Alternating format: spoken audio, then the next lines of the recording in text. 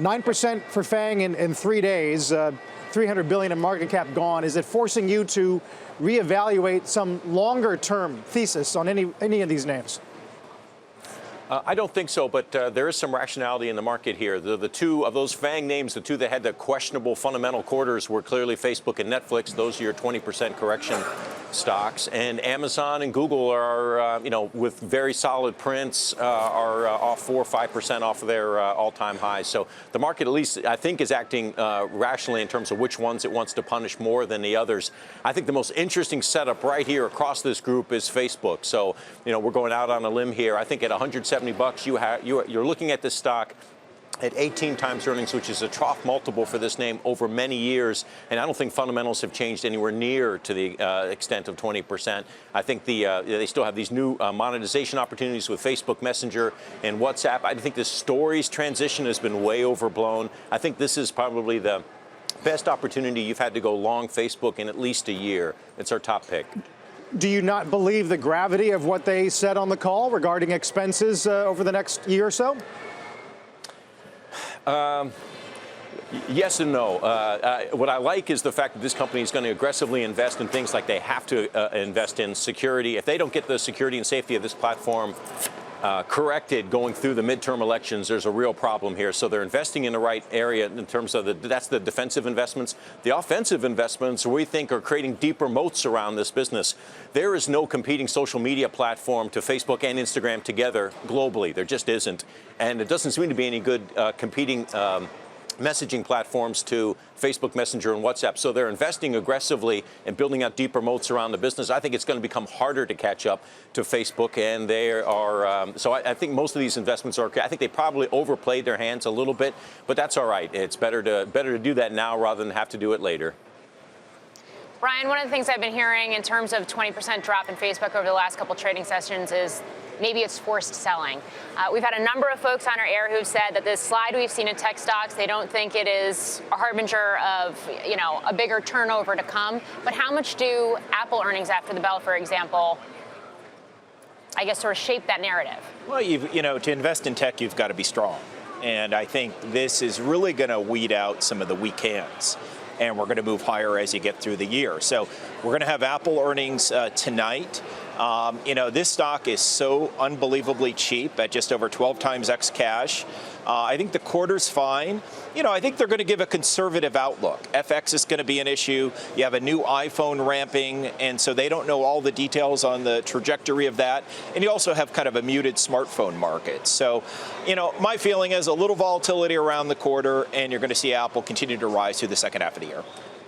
But Brian, it all makes sense to say that if you look at FANG, if you look at the very largest tech stocks, nothing has changed fundamentally. But did anything change fundamentally to get the last 10 or 20% of upside for these stocks? In other words, to call these stocks is really to call people's appetite for paying up for the winners. And so I guess, how do you handicap that? I see, based on your price targets, Apple plus FANG, you're seeing $500 billion added in market cap in the next year. What gets you there?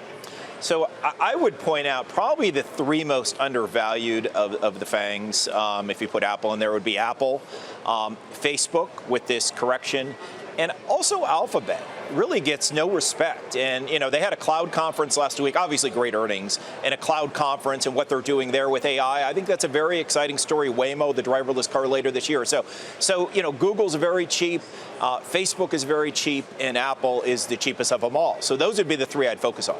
So is it just a matter, Mark, maybe you want to weigh in here. Is it just a matter of, the ebb and flow of investors appreciating that or starting to worry about that and that, kind of develops into a longer-term trend in these stocks?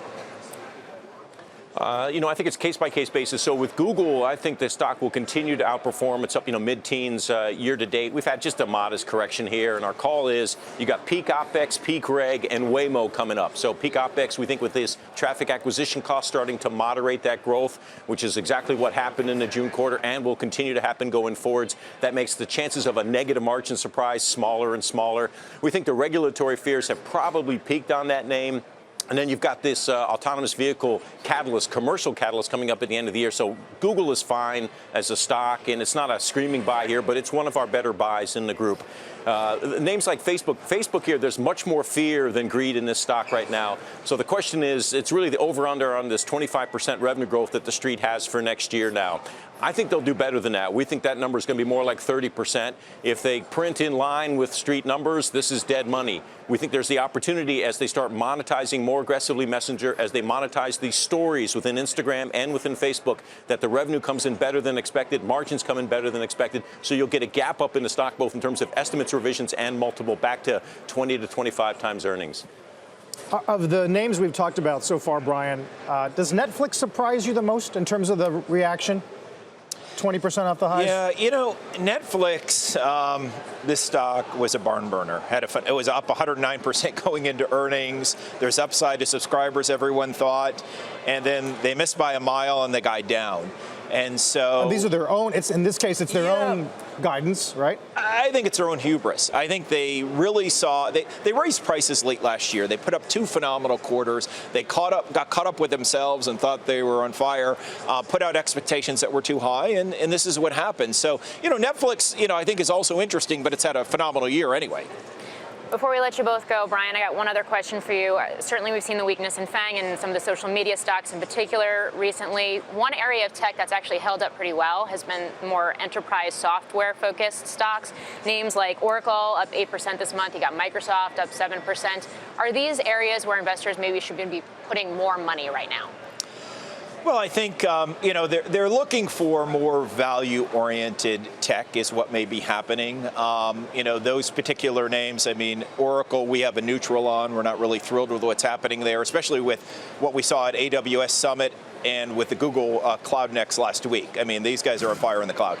I would say, you know, again, I think if you want to pivot back to value in tech, I would look at Apple, Facebook, and Alphabet right here. I think these are all great values.